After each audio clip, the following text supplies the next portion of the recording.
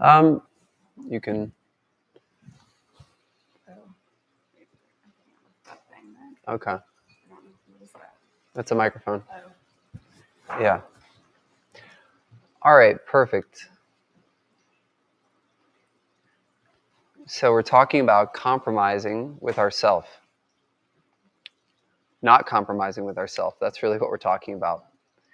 But we're looking at what it means to compromise with ourself, and then recognizing when we're compromising with ourself and witnessing the release of that compromise, because that's really all we're ever dealing with. So what's the original compromise with ourself? Well, it's seeing ourself as less than whole, seeing ourself as less than perfect, seeing ourself as less than worthy.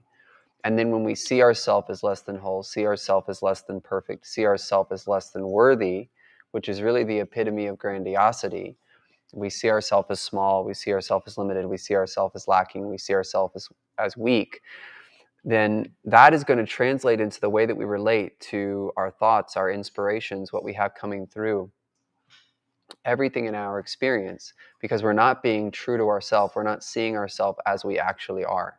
So we think that we are a way that we're not. We're seeing ourselves in a way that's less than holy. We're seeing ourselves in a way that is not congruent with the way that God sees us, which is perfect and pristine. And because we're not seeing ourselves as we are, then we're not relating to our experience as it is, because our experience is a direct reflection of ourself. It's only the self experiencing itself. So when I'm not seeing myself clearly, I'm not seeing my experience clearly. My experience is an outpicturing of me not seeing me as I am. And that means that I'm relating to the appearances in my experience. I'm relating to the others in my experience on the basis of my compromise with myself. That's the original compromise, is to compromise in seeing myself as loving, to compromise in seeing myself as worthy of love. And of course, I'm speaking as you, I'm speaking as the one self. And that directly relates to the unique frequency of our perfection, because each one of us represents a holographic revealment of the one field of infinity within itself through a unique vantage point. And that holographic revealment is a frequency, a resonance of unique beauty. It's a vantage point that infinity has remembered itself from, or is remembering itself from or through. So you are yourself, remembering yourself, revealing yourself through a unique vantage point, from a unique point of experience. And that unique point of experience, this unique point of experience is your frequency signature, the frequency signature of infinity remembered and revealed within itself through you as you. So when I don't see myself clearly, when we don't see ourselves clearly, when I'm compromising in the way that I see myself, then I'm automatically just dealing with compromise in my experience. I'm only dealing with my compromise in myself. So now when you meet me, you're not even meeting me, you're meeting my compromise. You see? When I meet you, I'm not meeting you, I'm meeting my compromise with me. When I go to the store, I'm only experiencing my compromise with myself when I'm not seeing myself clearly. So the whole dream of going through a life where we're having these experiences and these relationships are unfolding and beginning, ending, whatever, loved ones seem to be passing, all of this kind of stuff.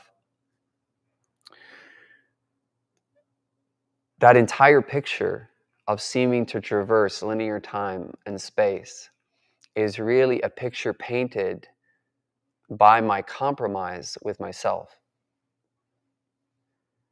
Linear time pops up when I don't see myself truly, when I'm not perceiving myself clearly.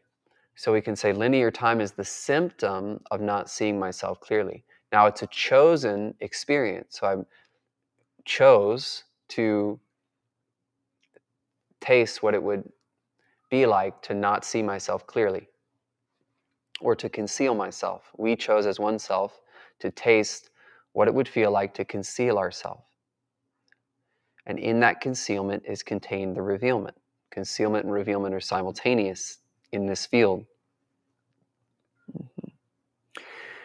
And in that choice to have this experience, linear time appears.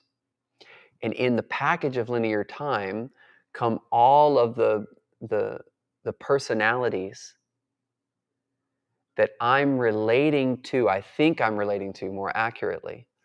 I think I'm relating to on the basis of my self-compromise. So because I'm compromising in myself, a world appears. The personalities in the linear space-time projection appear. And everything in this dream, this simulation that seems to occur when we compromise in ourself is reflecting my not seeing myself clearly. So the things that I think that I see that are out of place, the things that I think that I see that are in place, everything that I think that I see, everything I think I feel, everything I think I experience is just a projective outpicturing of the way that I see myself. So you understand the basic cause and effect relationship.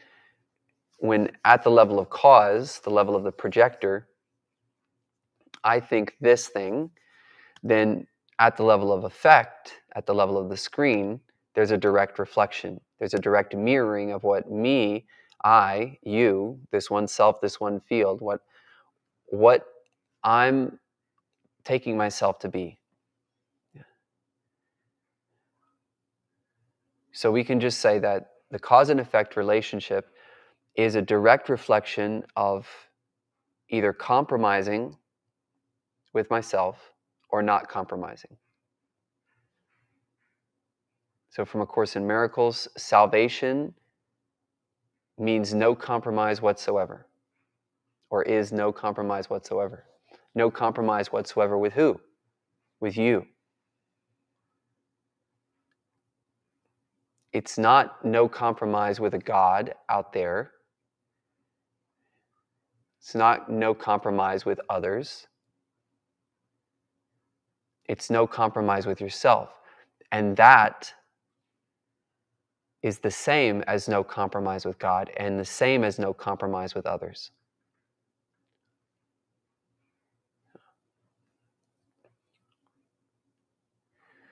So then in this pop-up world of linear time, which doesn't exist, it's a dream, there seem to be these experiences that I'm going through. I seem to be relating to people, places, and things in this linear continuity presentation. And each one of these experiences, each one of these places, these people, these things that I feel that I'm relating to is me.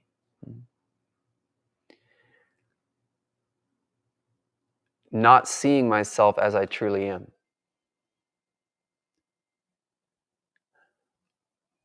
To the degree that I feel that there's any kind of separation at all.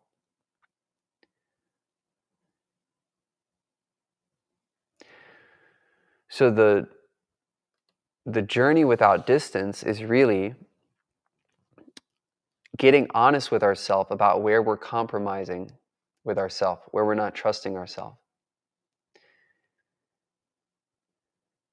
Because each one of us is the power, is the authority of love, is the wholeness of being, the totality of being,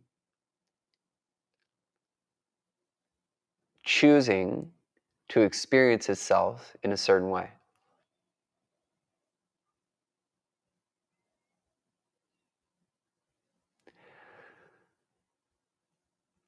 It seems as if we taste this experience of being a small child, going through experiences as a small child, Yet we've never been small, and we've never actually grown up. We've always been the same age. We've always been the same self that seemed to dream that it entered into a human vehicle and then passed through these experiences as a young child, as a teenager, as an adult.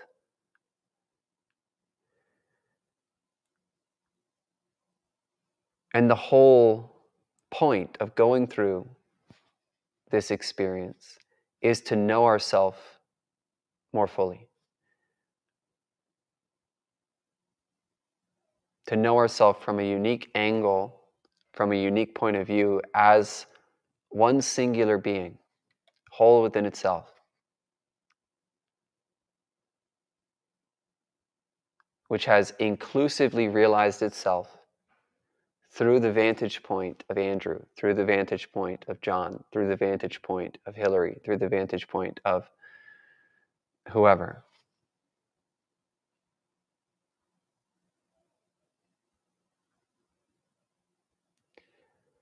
This is where we can understand that self-love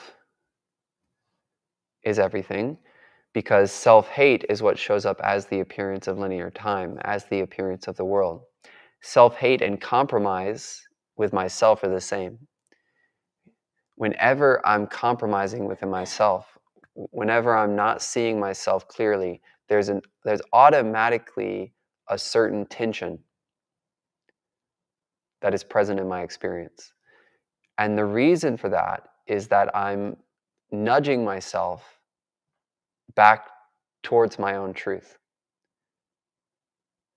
We're always nudging ourselves back towards our own truth, back towards our own certainty, back towards our own surety, back towards our own doubtless, fearless being. And the whole dream of a linear experience is designed to bring us back to the awareness that we are the one, that we are worthiness itself, that we are whole and complete in ourself, that we are independent of the appearances which are coming from us. You see, we are not dependent on that which is coming from us. All the images are coming from us. How can we be dependent on these images? These images are dependent on me. You see? So any compromise in myself will show up as me looking to images that are coming from me to feel better about myself. And feeling better about ourselves doesn't mean one thing in particular. It's not just referential to someone telling you that you're a great friend or whatever. It's related to our financial picture, health picture. It's all one picture. So these categories don't really make sense when you understand what I'm saying, because everything is just one effect. All the appearances are an effect of me as the cause. Everything is me. Everything is you. Everything is yourself. You see? You set up this dream, you set up this experience, you set up this game to seem to go through this linear space-time sequencing so that you could come back to the truth of you, so that you could come back to the truth of yourself and be in your own being, whole and complete, secure and solid, confident and sure.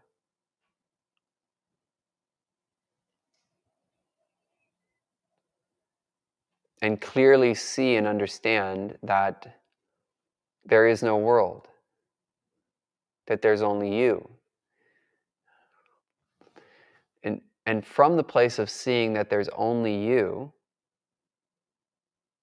to generate for yourself an experience of yourself which reflects your love for yourself and your lack of compromise with yourself. Yeah. So just look at your experience right now. What pieces or parts of your experience reflect your compromise with yourself?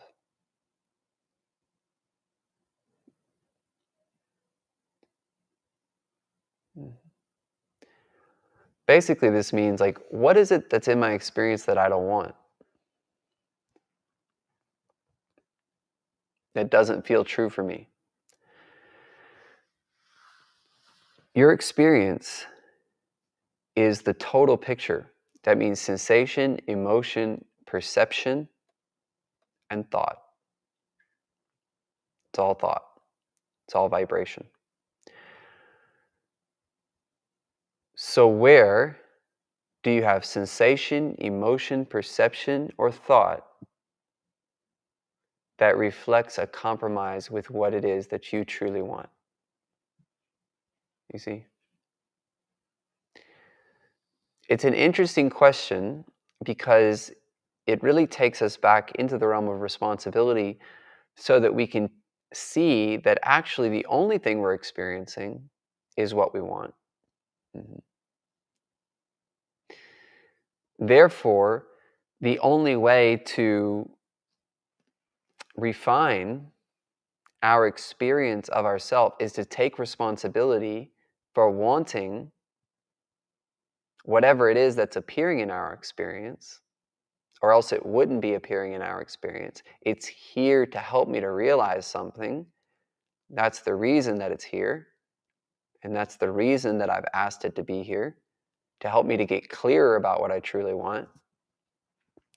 I take full responsibility for the total picture of my experience, every speck, shred, and sliver of my experience. And in that full responsibility, now I'm choosing to impersonally own where I'm compromising with what in my deepest heart I know to be the truth of myself. So that means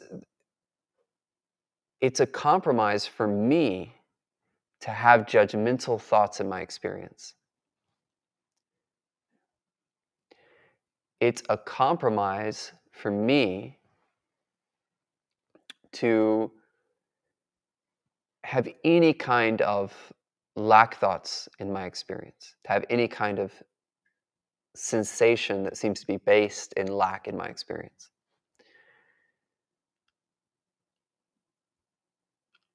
So I take responsibility for any of this vibration that appears in my experience. That means that I re-own myself as the cause of its appearance in my experience. And in gratitude and appreciation, I refine my desire for myself. I refine my awareness of myself. I know myself more fully. I get to know myself more deeply. And in this instant, I'm choosing to generate an experience for myself which does not include the things that I thought I wanted, the presentations of vibration that I thought I wanted, but now I see I don't. Now I see I don't want that. I thought I did. I see I don't. It's really simple. And my choice changes the way that my experience shows up, because that's always been the way it is. I've only ever experienced that which I wanted to experience. I've only ever compromised with my being. in the core of my being, I know what I want. What I want is not something that I don't have. What I want is what I have. What I want is to be what I know I am. You see, we all know, however unconsciously, right, that we are the truth, that we are the way, that we are the life, that we are love. Yet we pretend like we don't know. We pretend like we're figuring something out. We play the game of being in a process of coming to understand ourselves more clearly. And that's a beautiful game because it gives us this very distinct experience of stepping into the fullness of our truth, the fullness of our frequency.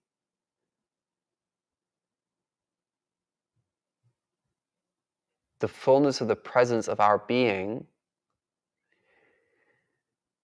as a unique crystallization of infinity. Infinity realized and remembered within itself.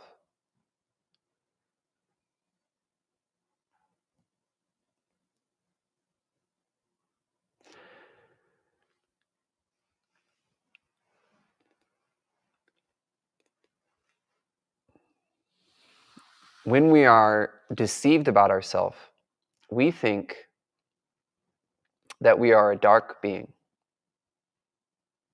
Basically, we think that darkness is possible. Darkness is just the illusion of the absence of love, just like the illusion of the absence of sunlight is a shadow, right? The illusion of the absence of love is darkness or shadow or absence, whatever you want to call it. It is an illusion because there's no such thing as absence. There's no such thing as lack. That means there's no such thing as darkness. But that experience of there being such thing as absence gives us the play of polarity, the play of contrast, that enables us to see for ourselves that there's no such thing as darkness, to choose for ourselves to see that there's no such thing as darkness. Right? Not through keeping darkness real and running away from it, but through taking responsibility for being the one that believed in it in the first place.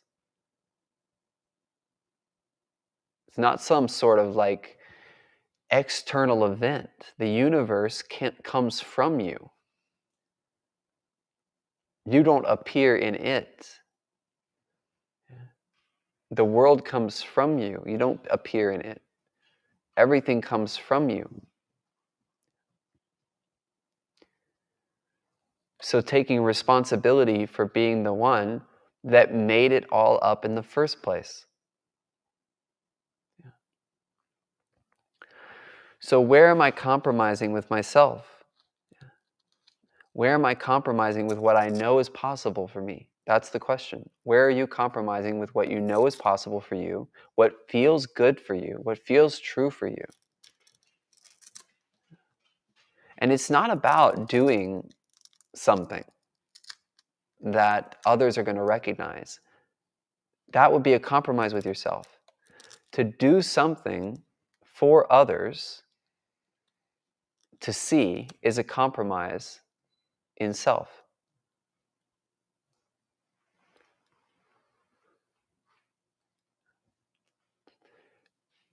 None of this is related to others, really. When we speak about service to others, it's a way of orienting toward experience, first and foremost, to get out of egocentricity, which is compromise with ourselves, where we're constantly thinking about our process and our pain and our enlightenment and our our problems, right? That's the basic bread and butter of service to others. Think about others, do things for others, get out of this egocentric swirl, the cyclone of constantly just thinking about your own lack and your own whatever, which is all being self-generated, and start to think about others. Start to think about what you can contribute to life. That's the most basic bread and butter. Then we come around to see that you can't truly be there for others if you're not truly there for yourself, right? But seeming to be there for others was a part of you starting to truly be there for yourself. Because sitting there and ruminating about all the things that you don't think you have and all the things you think you need to do in order to get where you think you need to be was actually just keeping you in that self-compromised state. So when you start to think about how you can contribute to life, you start to see that in you is a goodness, is a power, is a presence that flows as love, flows as the extension or the reflection, the expression of love. That you have a sincerity in you, that you have a genuineness in you. So the whole path of service to others from that perspective and following guidance is to help us to see, uh, to help us to see ourselves more clearly. And that's what we're doing. Our self, our higher self, if you will, is helping us to see ourselves more clearly. That's how deceived we have seemed to have been about ourselves. That's how mistaken we seem to have been about ourselves, right? But that's a part of the game. Do you want to be right or do you want to be happy? You keep thinking about yourself in this way that is not true. It's not congruent with love. It's not congruent with life. It's not congruent with the way that you actually see yourself even.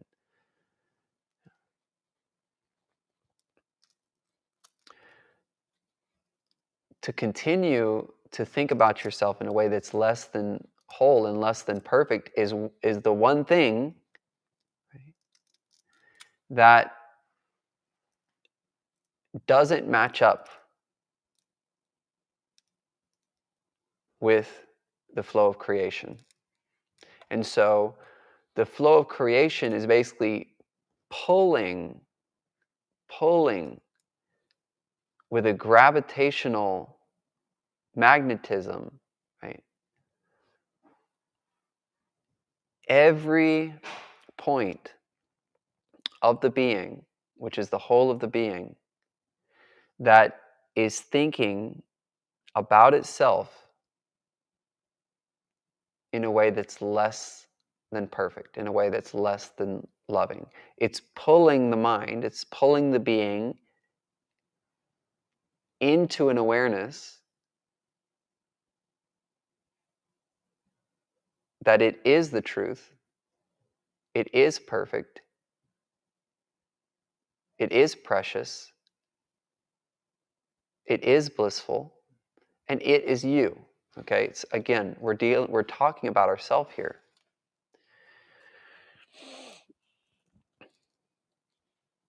So just think about this. You are limitless, you're infinite. If you think that you need to survive, that's compromising with yourself. If you think you need someone else's approval, that's compromising with yourself. This isn't to keep the other real and then say, I don't need their approval. The fact that the idea that there's even an other there is compromise. We make up others.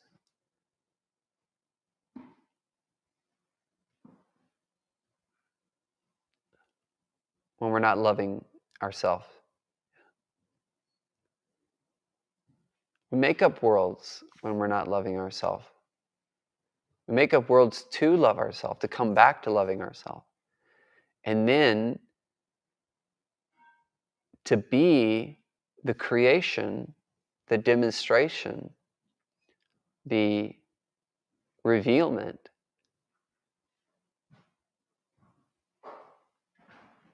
of love as it truly is, and not as it seemed to be when we were thinking in terms of lack, when we were thinking in terms of reciprocity, when we were thinking in terms of getting.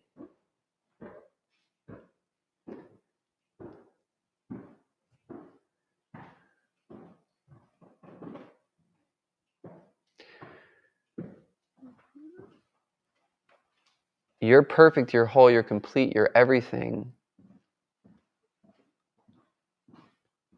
What part of your experience is symbolically representing something other than that?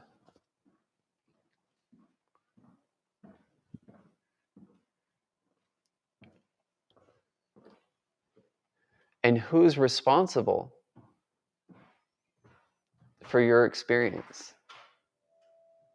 If every being, every seeming other in your experience is literally only your experience, meaning the images that you think you see are a part of a holographic experience for you specifically,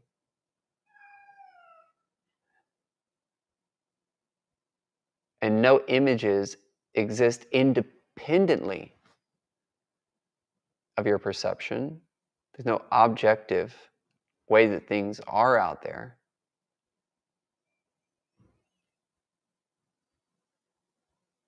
Then who's responsible for your experience? Who's responsible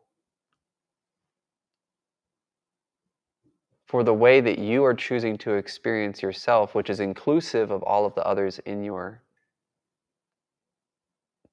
picture of love, your picture of light, that seem to be surrounding you right now?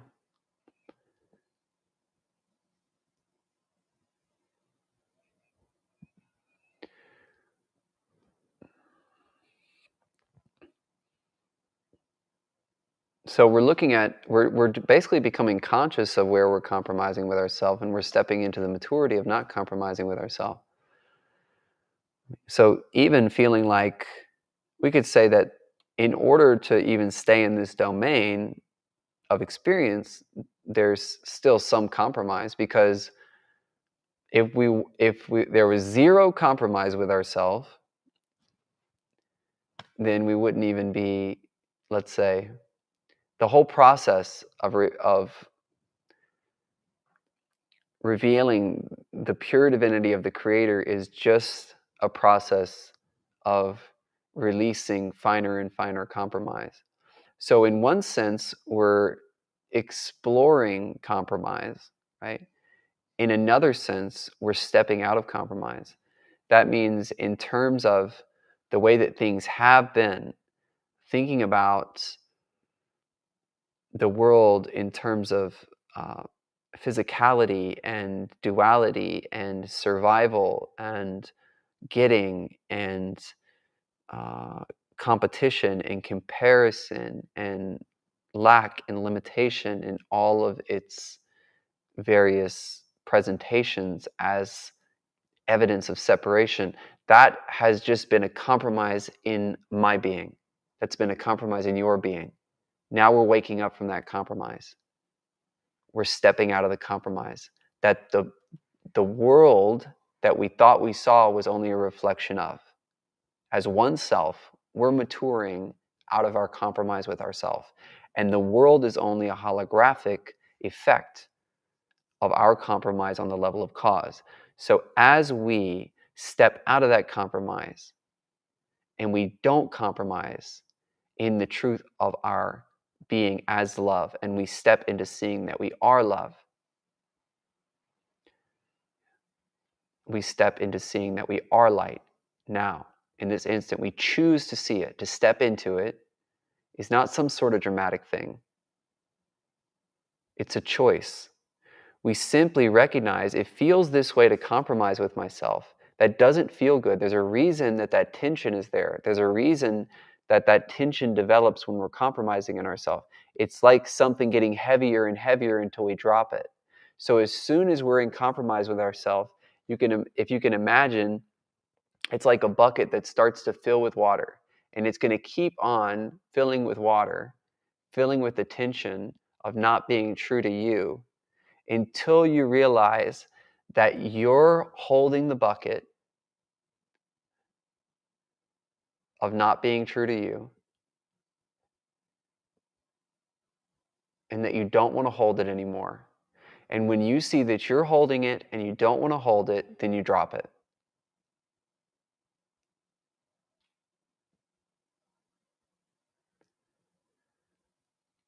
And now you've stepped into the you that was always here, right?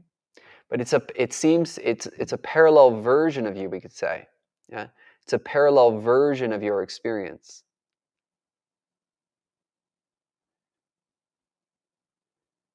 It's a parallel version of yourself where you're not compromising with yourself. You're not compromising in truth because you are the truth. Then you start to notice that there's another bucket that you're holding. Now you see that you're the one that's holding the buckets and you can drop them, and it's a choice. So you're dropping buckets, right? And the baseline now is authenticity to self, which is loving oneself, which is not compromising with oneself, not compromising in love. Yeah. And we're now exploring the release of compromises that subsidiarily, we could say, still appear to be around in the mind, such as feeling like we have to drive a car from point A to point B to get somewhere. That's still that's a reflection of a certain compromise. Do you see what I'm saying? Or feeling like we need this for nutrition or this for health, or we need to do this in order to have money or whatever. Those are all subtle forms, which subtle doesn't mean less important. That, there's no hierarchy in compromise. But there's subtle forms of compromise which we've saved to explore in the authenticity of not compromising with our identity as love, not compromising in our identity as love. So now we have this playful revealment of the power of the mind where we're conscious of our identity as love. And that's the reason that it's playful. And that's the reason that we're able to explore the psychic abilities and the different capacities of the mind, the miraculous demonstrations of the mind without distortion. Because all distortion, or let's say with minimal distortion, and that distortion being polarized towards the revealment of perfect love. Because when we're not compromising in our identity, we're coming from an awareness that we already have everything, because we are everything. And we're not dealing with an audience anymore. The audience always popped up in compromising with our being.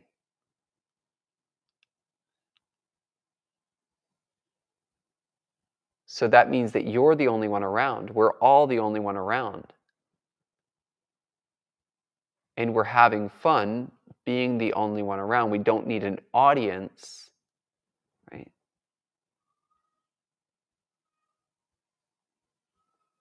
To be fulfilled.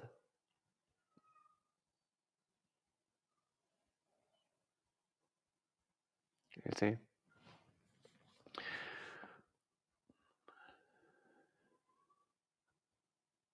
Or we don't need an audience to help us play the victim, or whatever we were using the audience for, which is always the same thing if we're in that realm of self-decided imprisonment and we think that we're dealing with lack and scarcity and limitation and necessity in form. The necessity is never in form. Necessity is always in mind, right? The necessities that seem to pop up in form, the things that seem to need to be dealt with in form, are just back in touch with mind. to recognize that we're defining needs as we go. We've always been the one defining lack. We've always been the one defining that there's a problem. So when we choose differently and we don't define that there's a problem, we release this experience from definitions of lack, then we're dealing with a completely different realm of experience. We're in a totally different domain of experience. We're living as having. We're living as having. We're living as having. Having is being already, you see?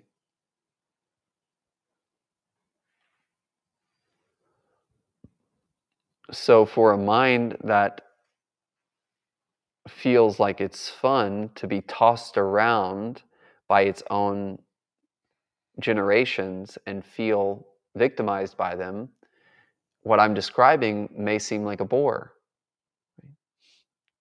To each his own.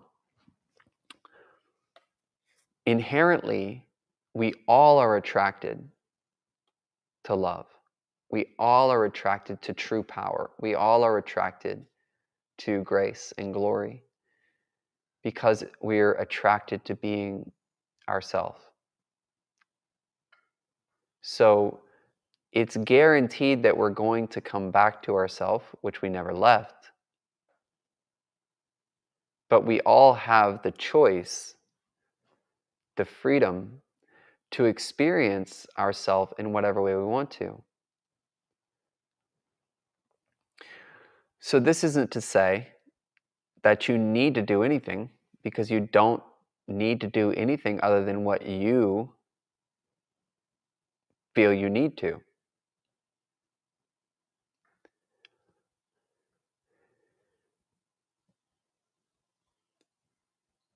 This is to point to the remembrance that you have the power to generate an experience for yourself that is free of compromise with the integrity of the potential and the truth of your being as only you can see it. And when you see it, everyone sees it, whether they know it or not, because you are everyone. So to make this the most important thing now takes care of everything.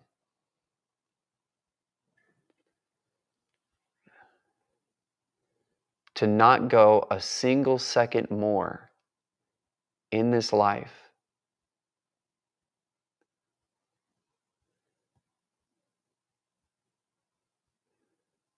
not giving yourself what you truly desire and you truly deserve, which is love. You're not going to find it out there.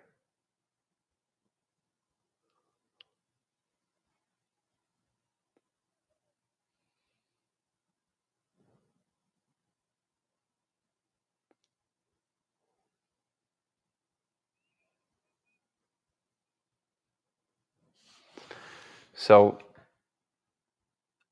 you can manifest whatever you want to, but that doesn't mean that you're not compromising with yourself. Many times we're attempting to manifest from compromise with ourselves.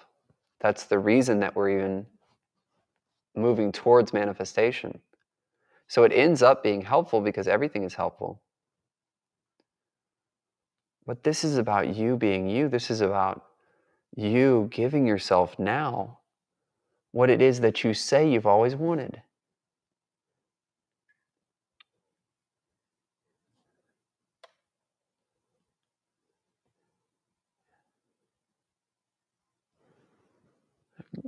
Giving yourself what you made your parents up to give you.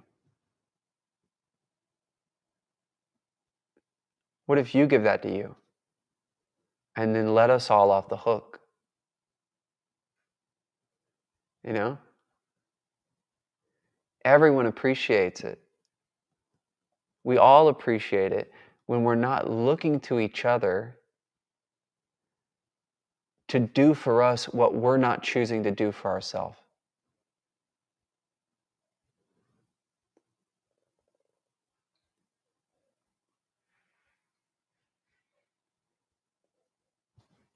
That's it. That's social memory. That's the choice that changes the entire world, because it changes the entire mind. And the world is but a series of images appearing in the mind, which is you. You are the mind. You are the self.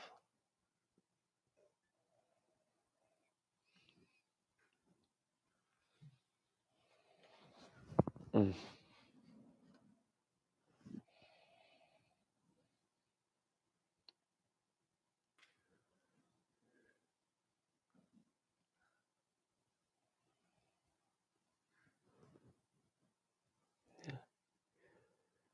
We can only ever withhold from ourselves, and we can only ever give to ourselves. Whatever it is that we think that we've been denied, all we, all we have to do is stop denying the thing or the things that we think we've been denied, because we were always the one denying ourselves those things, and then making up others to blame for our self-denial, so we didn't have to take responsibility for being the omnipresent being that we are, the omnipresent self.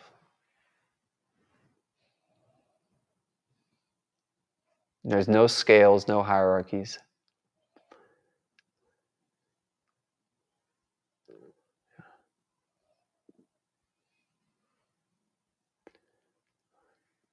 Mountains and molecules are the same. Every interaction, every reflection is equally important.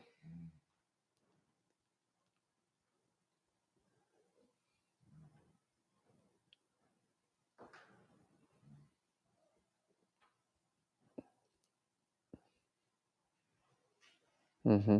You see how it has to be total and seamless and whole and integrated on all scales, all time periods. For me, this is what it means. Yes, there's contextual variety, right?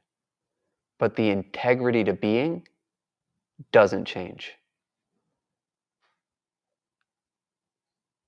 That means me in 2055, me in 1960, me in this setting, me in this setting, me in this spot, me anywhere, right?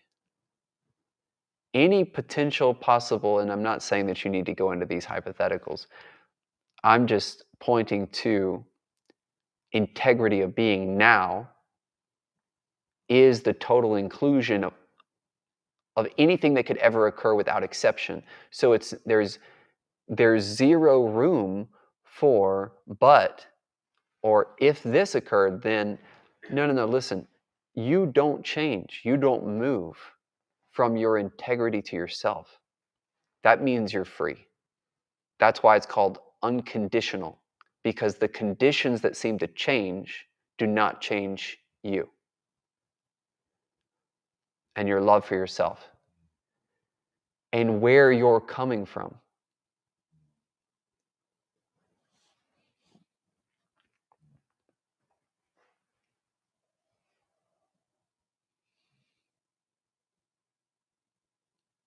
Which is what you are. You're coming from what you see yourself to be. That's it. So if I see myself to be love, guess what? I'm coming from love. If I don't see myself to be love, I'm not coming from love. Or I'm coming from it's not the purity of the love that we all know, that I know is the truth of myself. No judgment is involved apart from feeling. Judgment is the proper use or feeling is the proper use of judgment. How does it feel? Does it feel true? It's never that the thing out there feels any kind of way, right? The things, the appearances, the images that I think I see are a part of my dream. What feels true or doesn't feel true is the way that I'm seeing myself in the moment and the way that I'm relating to my own experience.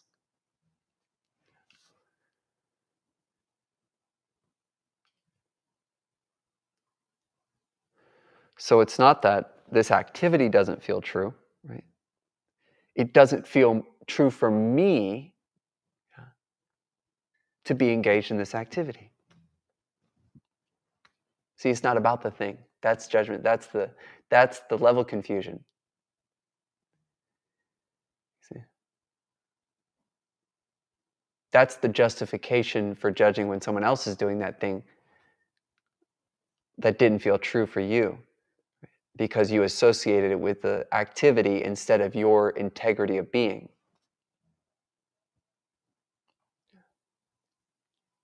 Which also doesn't feel true.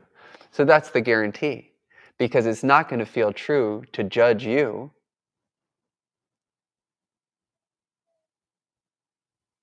because that's not being true to me. Because I don't judge. You don't judge either. That's why judgment doesn't feel true to us. Because the truth of what we are isn't judgment.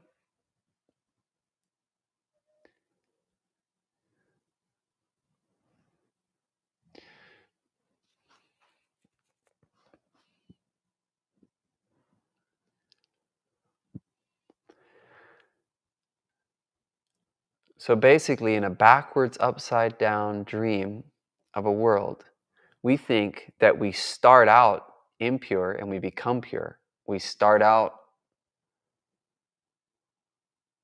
judgmental and we become non-judgmental. That's backwards. We start out and we are without judgment.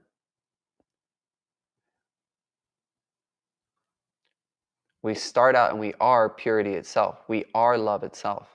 We are truth itself.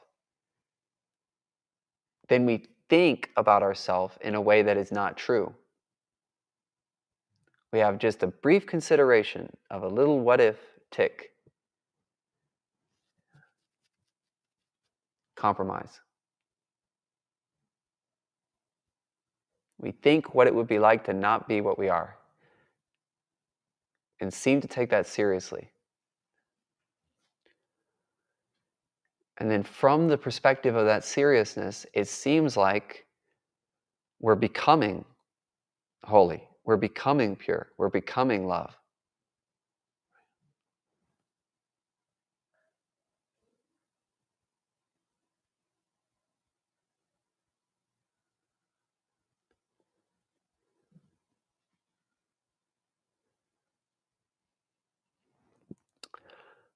Huh.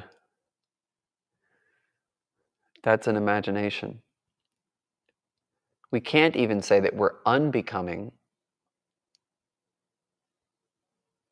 judgment or sin or separation or whatever, because we never became it.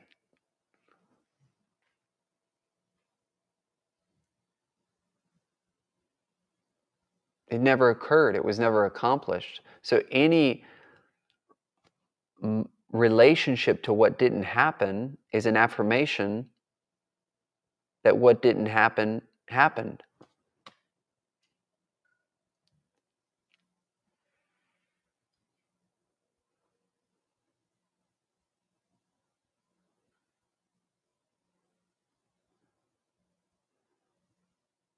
So we don't relate to what didn't happen. What we do look at or we do relate to is our belief that what didn't happen did,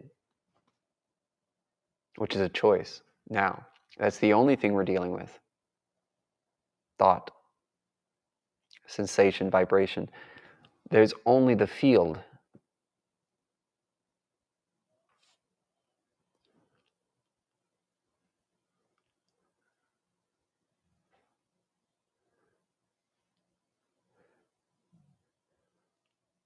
So what is my relationship to time? I don't have a relationship to time.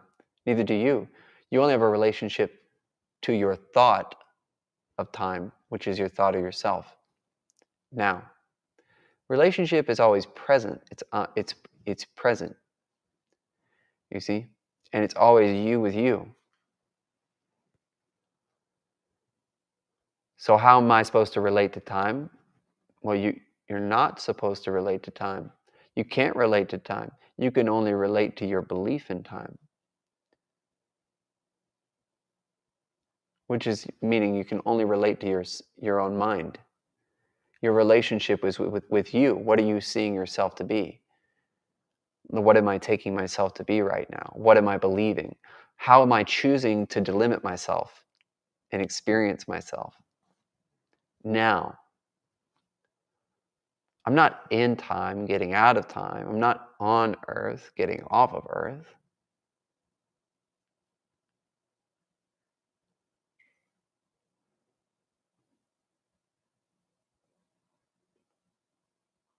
I'm not even in a process.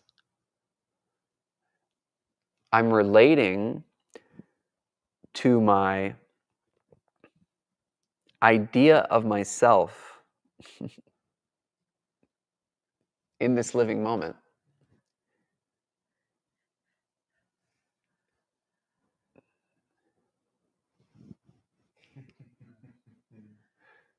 That's it.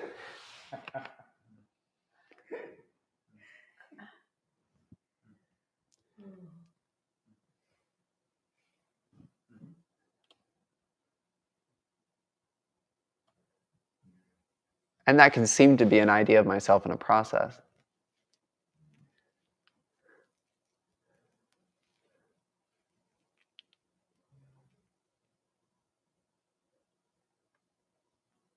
But really, it's just my choice now to believe that I'm in a process. And there's value to that experience of process. There's value to the experience of slowing things down and spreading it out. And there's a way in which that feels integrous to our being. But then there's also a point where it feels heavy and it feels constrictive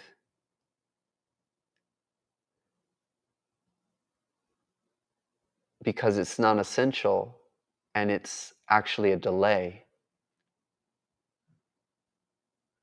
to seeing that we're free now. So the question is, what is it for you?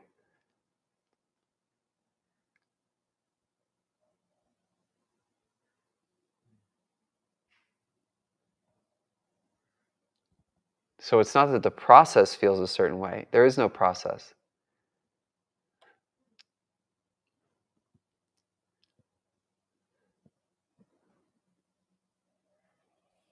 It's like someone comes and says, oh, this process is so difficult. This process is so this. We're only dealing with interpretation. My choice to believe in something. Relating to myself in a certain way now. If I'm relating to an image of myself in a process, then I'm relating to an image of myself as less than perfect, less than whole, less than complete.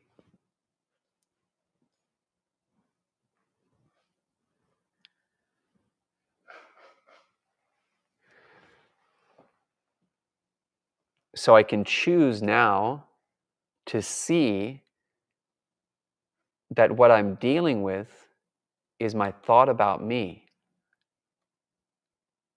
And that includes my thought about me in a process, or my thought about the process, or my thought about your process, because that's all the same thought.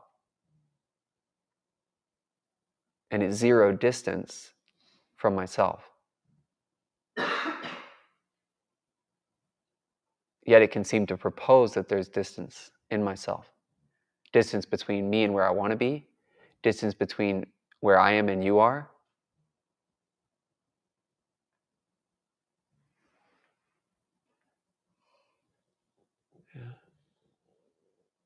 Where I am in the process, where you are in the process, where I am in the room and you are in the room, same distance, doesn't matter. Space and time are one illusion.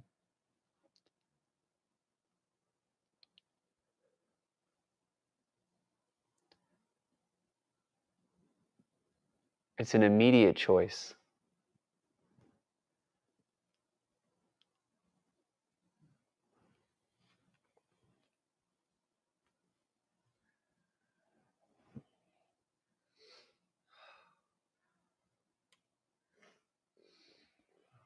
Oh my gosh.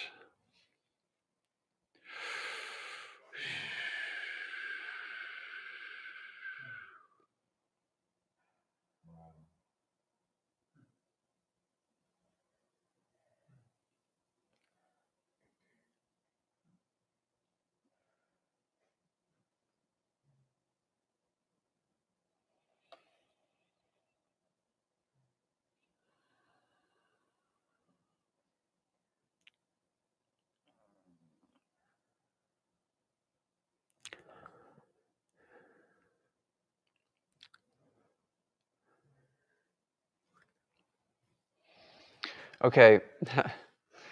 It feels really great when we love ourselves as we truly are, which is the only way we can actually love ourselves.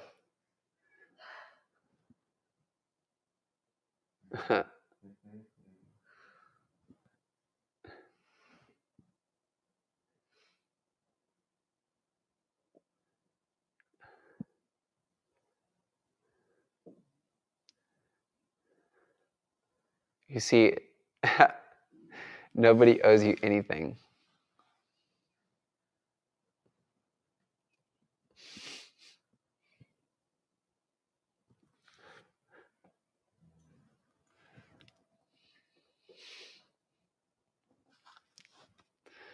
Yeah.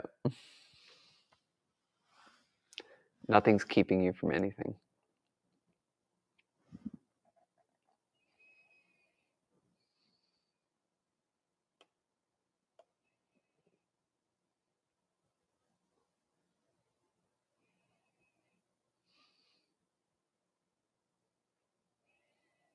Forms and appearances will not satisfy the singularity of the self.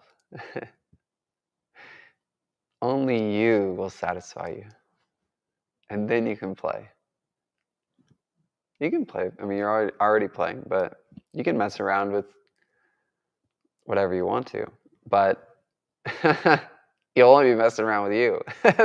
So it's always coming back to this integrity of love. Yep, integrity of loving ourselves. We can't fake it. The guarantee of truth.